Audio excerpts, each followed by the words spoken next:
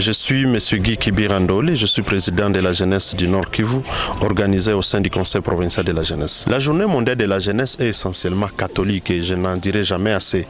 Et en tant que telle, elle est instituée par le pape, le prélat catholique, pour permettre à ce qu'il y ait des occasions de rencontres des jeunes du monde entier, mais de la foi chrétienne au départ.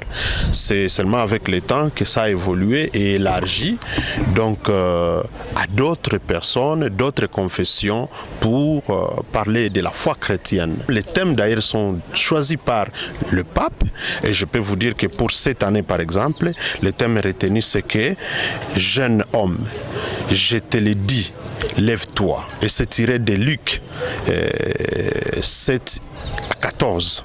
Et que donc, mon premier message, c'est de demander aux jeunes, surtout de la foi catholique, d'aller lire les Écritures, la parole de Dieu, pour justement puiser de la sagesse à partir de ces Écritures, de la Sainte Bible. Mais également, se rappeler que le contexte actuel de notre pays et de notre province exige à ce que il y ait concours de tout le monde pour redresser cette situation qui est décriée par tout le monde.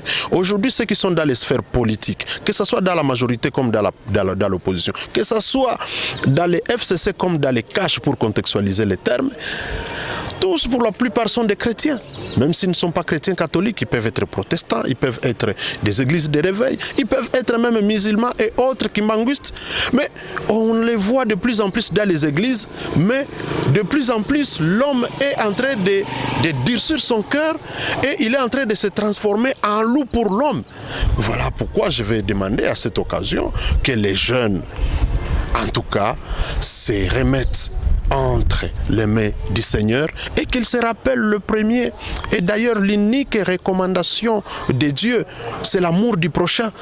Pour vaincre beaucoup de choses, il nous faut cultiver l'amour du prochain. Ce n'est que dans l'amour du prochain et le vrai que nous pouvons considérer l'autre comme notre semblable et que malgré nos divergences, nous devons préserver la vie humaine par exemple. Ce qui est aussi l'exigence de la Déclaration universelle des droits de l'homme qui consacre la sacreté de la vie humaine.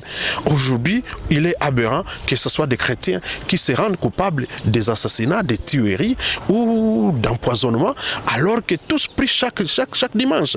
Voilà pourquoi je demande à ce que cette journée mondiale de la jeunesse soit une occasion où tout le monde se remet en cause et qu'il se rappelle qu'il a le devoir de faire preuve d'amour du prochain et que quel que soit le domaine où il se trouve, quelles que soient les fonctions ou les postes qu'il occupe, il est appelé à promouvoir la vie humaine et travailler dans le sens d'améliorer les conditions de vie de ses semblables.